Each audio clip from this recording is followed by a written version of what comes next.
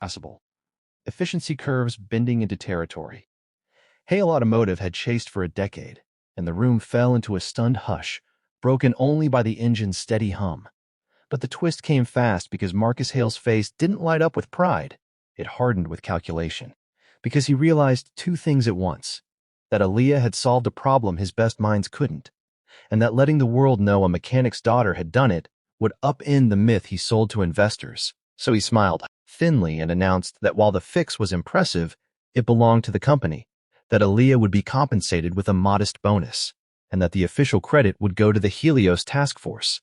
And in that moment, Isaiah stepped forward, ready to explode, but Aaliyah gently stopped him because she had anticipated this too, and she calmly asked Marcus to review the security footage, the workstation logs, and the version control timestamps, because she had documented every step, not for glory, but for protection.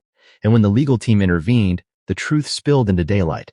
Aaliyah's code was unique, her mechanical modifications novel, and more damningly, Helios had failed not just because of a design flaw, but because Hale Automotive had rushed unsafe materials to meet a deadline, a decision signed off by Marcus himself. And the room shifted from laughter to fear as regulators were quietly alerted, board members whispered, and Marcus realized the dare he made for sport had become a noose. But the story twisted again when Aaliyah refused to weaponize the discovery for revenge, instead proposing a transparent fix, ethical testing, and a profit-sharing model that credited every contributor, a move so unexpected it fractured the board. And as the company reeled, the media caught wind of a young black woman who fixed the impossible, and America watched as interviews revealed not a miracle, but a pattern of exclusion. And when Marcus tried to bury the story with NDAs, Aaliyah released a technical paper under open license, instantly earning peer recognition and igniting a grassroots movement of engineers from overlooked backgrounds. And the final shock came when a federal inquiry froze Hale Automotive's contract.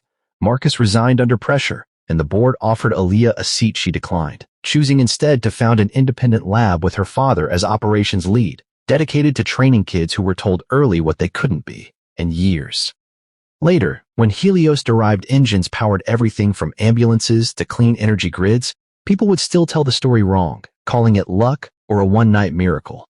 But those who knew understood it was about listening when others laughed, about preparation meeting opportunity, and about a dare that exposed not an impossible engine, but an impossible lie. And if this story lit something in you, remember to subscribe, because the world is full of hidden geniuses, and we're just getting turning it built. Before you scroll, listen to this. If you believe grit beats privilege, if you believe talent doesn't ask permission, and if you want stories that hit hard, inspire harder, and expose truths nobody wants to say out loud, smash that subscribe button right now, because this story will change how you see power, genius, and who gets underestimated in America. And it begins like this. Everyone in the cavernous Detroit Performance Lab laughed when Marcus Hale, billionaire CEO of Hale Automotive and a man famous for humiliating employees in public, snapped his fingers and pointed at Aaliyah Carter, the quiet black daughter of a night shift mechanic, daring her to fix an engine his own elite engineers had branded impossible. An engine so advanced, so experimental, and so politically charged that its failure threatened a multi-billion-dollar defense contract and his own reputation. And he made the dare not because he believed she could do it, but because he wanted an example, a lesson, a clean reminder of who belonged on the floor and who belonged in the corner with oil-stained boots and borrowed confidence. And Aaliyah felt every eye slice into her as the room filled with murmurs, smirks, and the unspoken script. America knew too well. The script that said brilliance looked a certain way and came from certain zip codes, while her father Isaiah Carter stood frozen near the tool lockers, knowing the cost of humiliation in a place where jobs vanished faster than apologies.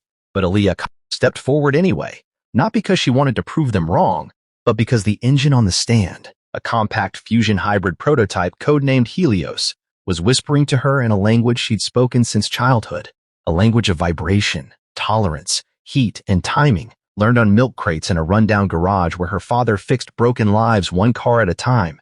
And when Marcus sneered and said she had until sunrise before security escorted her and her father out, something ancient and focused settled over her, a calm that had nothing to do with fearlessness and everything to do with preparation. Because what no one knew, what even her father didn't fully understand, was that Aaliyah had been quietly designing engines in her head since she was 10, sketching combustion patterns on scrap cardboard, modeling airflow with chalk on concrete, and later teaching herself advanced thermodynamics and quantum materials through free online courses, public library books, and a beat-up laptop that overheated like a warning.